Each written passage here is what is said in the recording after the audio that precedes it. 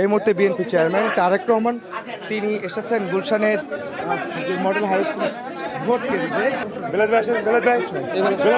Vote কেন্দ্রে দেখছেন তারেক রহমান সাহেব তিনি ভোট দিচ্ছেন। বিএনপি চেয়ারম্যান তিনি 17 বছর পর দেশে এসেছেন এবং দেশে আসার পর নির্বাচনে অংশ নিয়েছেন। যে নির্বাচনে তিনি ভোট দিচ্ছেন দেখতে পাচ্ছেন তারেক রহমান। আমরা কথা বলার চেষ্টা করেছিলাম বিএনপি চেয়ারম্যান তারেক রহমান, তিনি ভোট দান শেষে তিনি গণমাধ্যমের সঙ্গে কথা বলবেন। আমরা দেখতে পাচ্ছি তারেক রহমান তিনি ভোট দিচ্ছেন এবং কেন্দ্রে আছেন। তিনি এখানে ইতিমধ্যে যিনি আমরা দেখতে পাচ্ছি, আমরা খুব কাছাকাছি রয়েছি।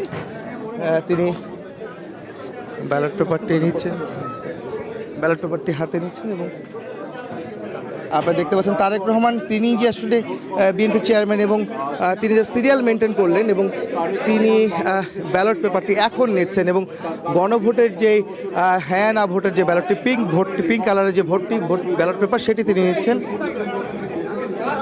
নিচ্ছেন এবং তিনি দেখতে পাচ্ছেন যে তারেক রহমান সিগনেচার করছেন ব্যালট পেপারের যেই নির্দিষ্ট জায়গায় যেখানে সিগনেচার করতে হয়, স্বাক্ষর করতে হয়, সেখানে স্বাক্ষর করে তিনি সেই ব্যালট পেপারটি সংগ্রহ করছেন এবং পোলিং এজেন্ট যারা রয়েছেন, প্রিজাইডিং অফিসার যারা রয়েছেন তারা কিন্তু তাকে সহযোগিতা করছেন।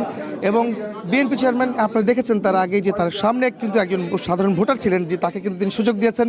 তিনি সেই ব্যালট পেপার নেওয়ার পরে তারেক রহমান কিন্তু তিনি নিজে এখন সেই ব্যালট পেপারটি নেওয়ার চেষ্টা করছেন। আমরা